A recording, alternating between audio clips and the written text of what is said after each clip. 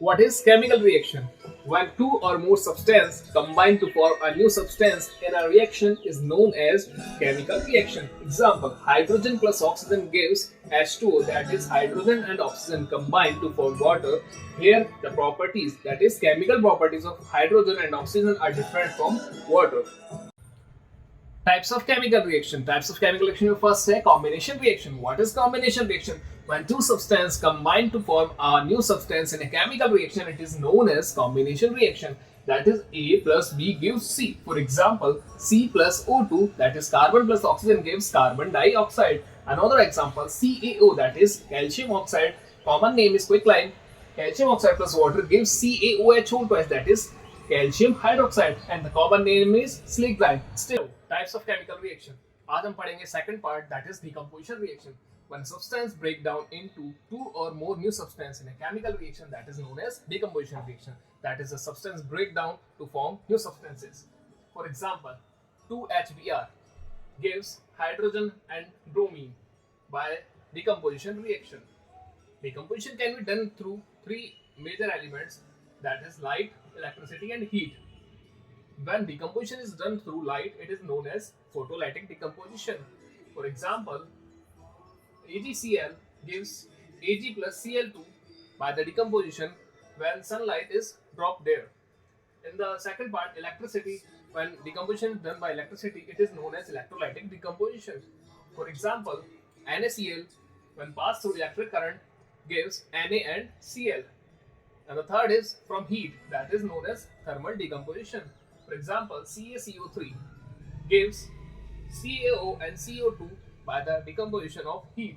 And another example, that is FeSO4 gives Fe2O3, that is ferric oxide, SO2 and SO3 in the product. Types of chemical reaction as हम पढ़ेंगे. Third, that is displacement reaction.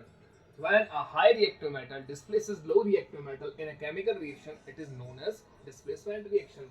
That is, AB plus C gives Cb plus A. Here C, high reactive metal, displaces A, that is low reactive metal, and becomes Cb. For example, copper sulfate plus zinc gives zinc sulfate plus copper. Here zinc displaces copper in a chemical reaction. It is displacement. Now the fourth, that is double displacement. When a high reactive metal displaces low reactive metal and low reactive metal goes on the place of high reactive metal, that is, there is a displacement twice, but the responsible for the displacement is high reactive metal, and the low reactive metal goes on the place of high reactive metal. That is, AB plus CD gives CB plus AD. Here C replaces A and A goes on the place of C. That is, high reactive metal displaces low reactive metal. For example, CuSO4 plus sodium hydroxide gives copper hydroxide plus sodium sulfate. Here sodium, that is high reactive metal, displaces low reactive metal, that is copper, and copper comes on the place of sodium and sodium comes in the place of copper. As we have discussed about the chemical reaction and types of chemical reaction, in which we discuss about combination reaction, decomposition reaction, double displacement reaction and displacement reaction. There are some more reactions that are useful for chapter 1, that is chemical reaction. And the first one is endothermic reaction. Endothermic reactions वो होती हैं जहाँ heat absorb होती है during the reaction. When heat or energy is absorbed during the reaction, it is said to be endothermic reaction. For example, heating of calcium carbonate. When you heat calcium carbonate, that is CaCO3, you will get CaO, calcium oxide and carbon dioxide. Another example, photosynthesis process. In the photosynthesis process, you have carbon dioxide, water, and sunlight. Sunlight means heat and energy, which gives C6H12O6, that is glucose and oxygen. So here heat is absorbed during the reaction. Another reaction is exothermic reaction. In exothermic reaction, heat is released during the reaction. For example, C plus O2 gives CO2 and heat. CH4 plus O2 gives CO2 plus H2O plus heat. Here CH4 means methane, and a reaction is known as breaking of food.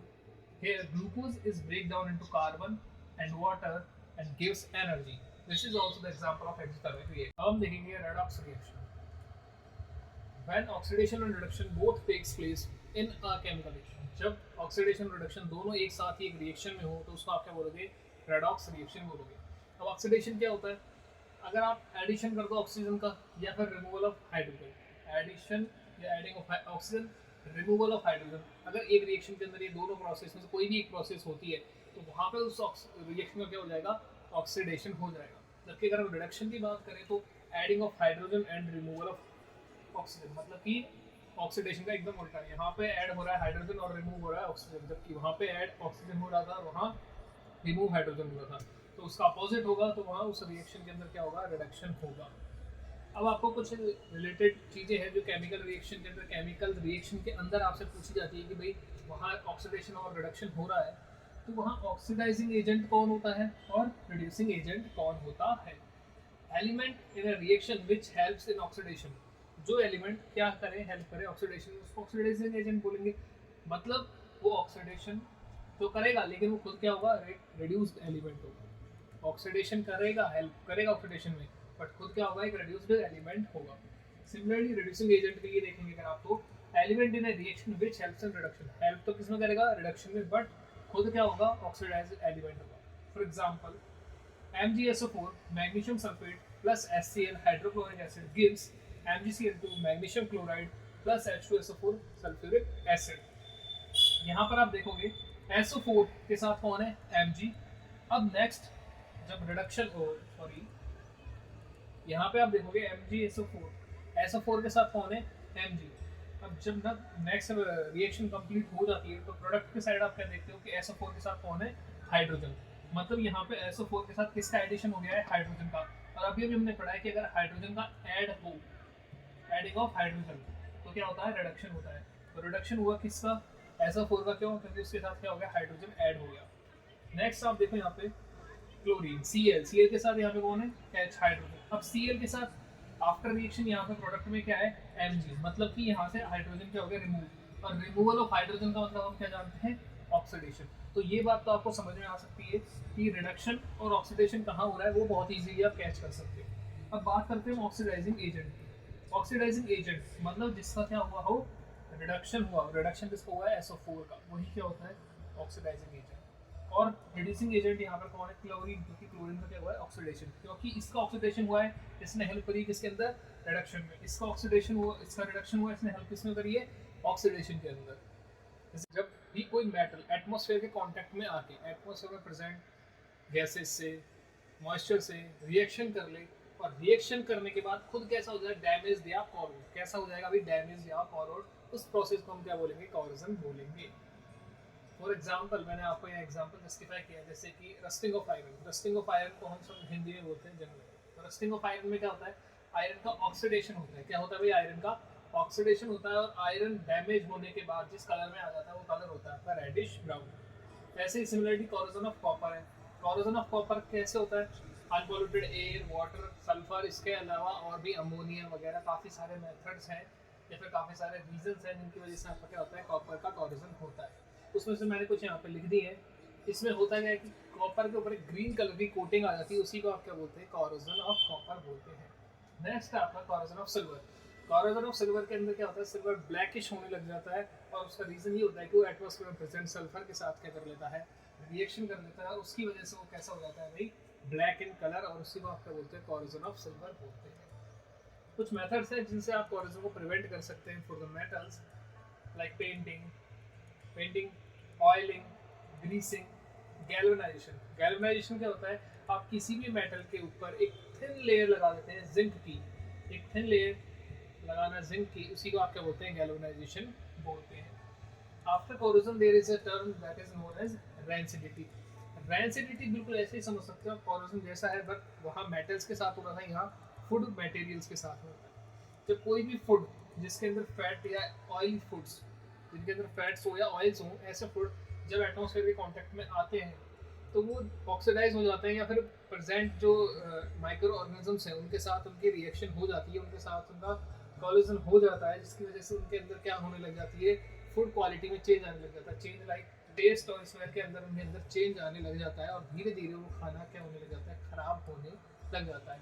इसी चीज़ को आप क्या बोलते हो, rancidity बोलते हो। ये सब चीज़ आपने रेंसिडिटी की अपने घरों के अंदर बहुत ही जनरली देखी होंगी कि जब भी हम कोई खाने की चीज़ों को बाहर छोड़ देते हैं, और इवन सबसे ज़्यादा कब होता है ये, जब मॉइस्चर प्रेजेंट होता है, मतलब कि बरसातों के टाइम पर, रेनी सीजन के अंदर ही सबसे ज़्यादा आपको रेंसिडिटी वाली प्रॉब्लम ज़्यादा देखने को मिलती है। उसके मेथड्स क्या हैं बचने के?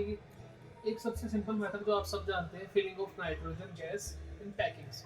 नाइट्रोजन गैस को क्या कर दो, फिल कर दो पैकिंग्स के अंदर, तो उससे क्या होगा कि आपकी रेंसिडिटी की प्रॉब्लम नहीं होगी। जैसे कि आपने देखा होगा चिप्स वगैरह के पैकेट्स के अंदर जो गैस फिल होती है वो कौन सी होती है, आपकी नाइट्रोजन की गैस होती है। या फिर आपको उनको एयर टाइट कंटेनर, ऐसे कंटेनर्स में डालना पड़ेगा जहाँ एयर एंटर ना कर पाए, क्योंकि जब तक एटमॉस्फेयर के कॉन्टेक्ट में वो नहीं आएंगे तब तक वो खराब नहीं होंगे। Metal reactivity series. Metal reactivity series जो आपके displacement and double displacement reactions में बहुत ज़्यादा यूज आती है, उसके बारे में। इसके अंदर मेटल्स को high reactivity to low reactivity arrange किया हुआ है। यहाँ पे सबसे पहले है potassium, after that sodium, calcium, magnesium and aluminium. These five are high reactive metals. After that, zinc, iron, lead, and hydrogen. Here, hydrogen is closed in brackets because hydrogen is only known metal here. Because its behavior is like metal, so it comes in the metal reactivity series. After hydrogen, there is copper, mercury, silver, and gold. These three are low reactivity series, low reactivity metals. These three are low reactivity metals. You can learn them and use in the displacement and double displacement reaction for completing your reactions.